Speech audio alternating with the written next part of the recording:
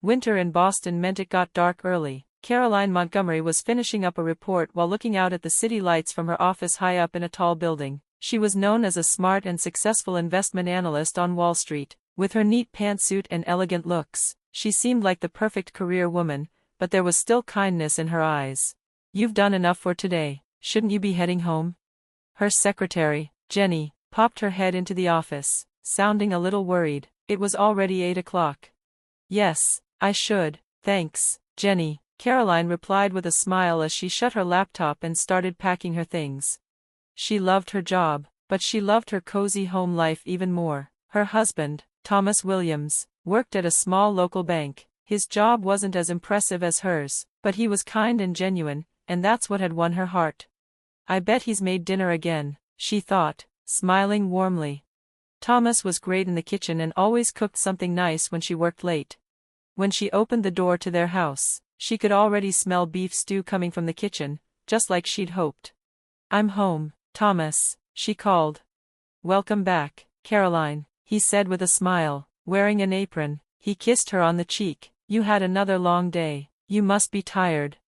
Caroline smiled and took off her coat. "A little, but I feel better now that I'm home." Their house was in a quiet neighborhood outside of Boston. It wasn't huge, but it was perfect for them. Thomas couldn't have afforded it with his salary, but Caroline had paid most of it without thinking twice. She always said, "It's our home." At dinner, Thomas talked about his day, little things from work, funny stories about customers. Caroline loved hearing about his day. These simple moments made her happy. "By the way," Thomas said, holding his wine glass, "Jennifer called today." Caroline frowned a little. Her relationship with her sister Jennifer was never easy. Jennifer was beautiful, but never held a steady job. She relied on their parents for money and had always been spoiled. That had been true since they were kids. What did she want? "She said your parents are planning a trip to Hawaii next month. They want the whole family to go." Caroline put her fork down. "This is the first I've heard of it. Robert and Martha just want some family time," Thomas said gently. Caroline gave a small, bitter smile. Her parents had always favored Jennifer. They spoiled her constantly, while expecting Caroline to succeed and never thanking her for anything. Still, Caroline had been helping them for years, paying for their medical bills and even helping with their mortgage. "I see," she said, her voice flat. "And who's paying for the trip?" Thomas looked away for a second. "Well, they didn't really say." "I understand," Caroline said, sounding tired, "so I'll be paying for it." Thomas reached for her hand. "Isn't that what family is for, helping each other?" Caroline nodded. She agreed, in theory, but sometimes, it felt like she was the only one giving. Lately, she had noticed Thomas visiting her parents a lot. He said he was just trying to stay close with her family, but something felt strange, especially since he and Jennifer seemed to be talking more and more. A trip to Hawaii. Caroline took a sip of wine and smiled faintly.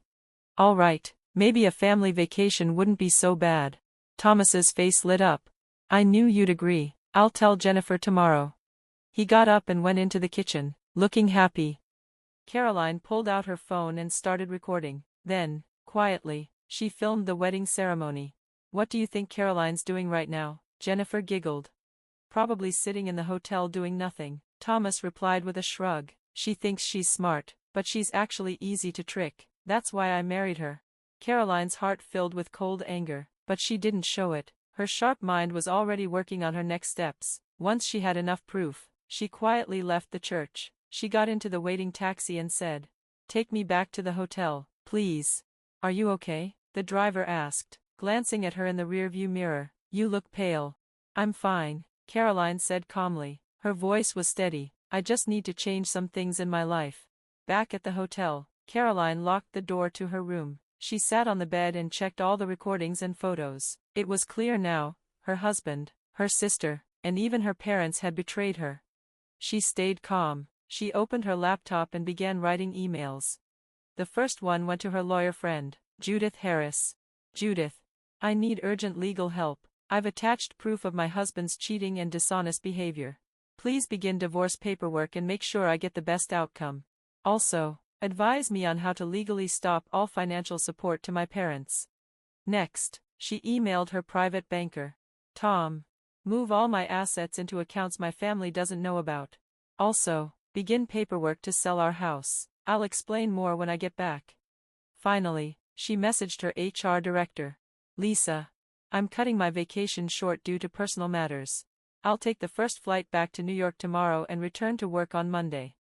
After sending the emails, Caroline calmly packed her things. She only took the essentials. Her movements were quick and focused. There was no time for crying. It was time to act. She smiled to herself. They had all underestimated her. No one, her husband, her sister, or her parents, really understood how sharp and calculating she could be. They never knew why she was known as one of Wall Street's best analysts. You picked the wrong person to betray, she whispered. She turned away from the beautiful view of Maui outside the window. It was time for payback. She still felt sad about the people she once loved, but her determination was stronger. They had to face the consequences. Before sunrise, Caroline left Hawaii. At the front desk, she left a short note. To my family. Had to leave early for work. Enjoy the rest of your vacation.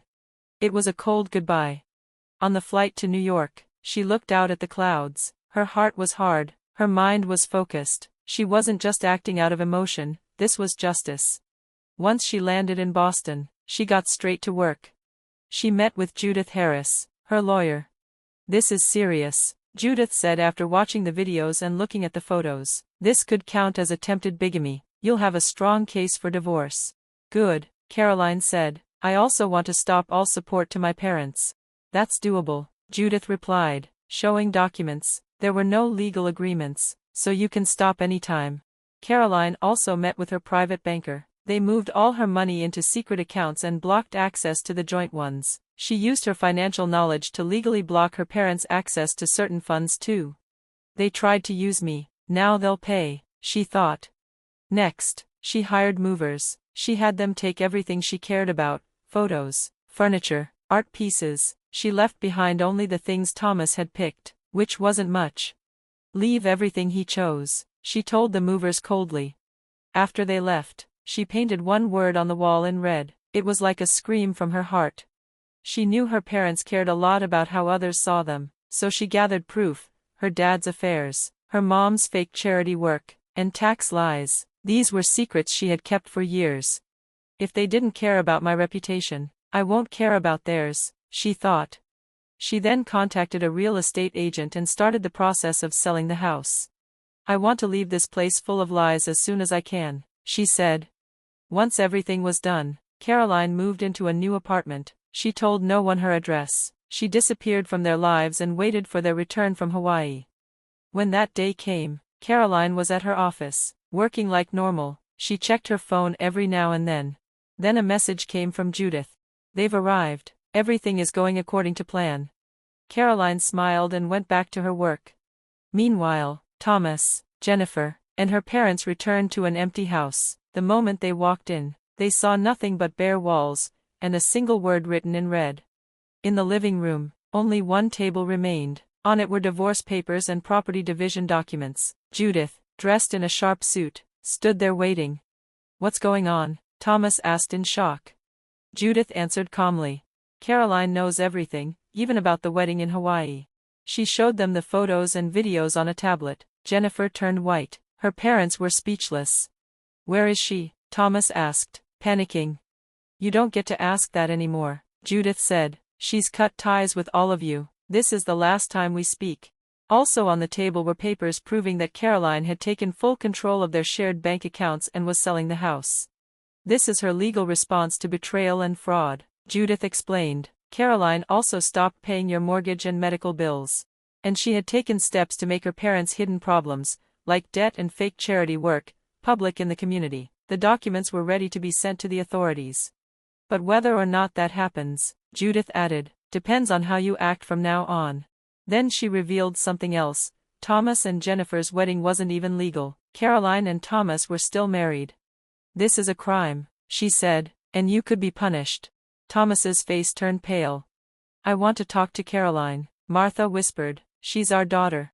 She doesn't see it that way anymore, Judith replied. She told me to say this, blood might connect us, but betrayal is a choice. Thomas got angry. She can't just get revenge like this. I have rights too. Judith calmly handed him another document. This is from Caroline's HR department. It shows an official report was filed against you for misconduct. Your job at the bank is at risk. If you push back, Judith added, Caroline is ready to release every piece of evidence. 2 security guards then came in and told them to collect their things. They had 24 hours to leave. The house was already being sold.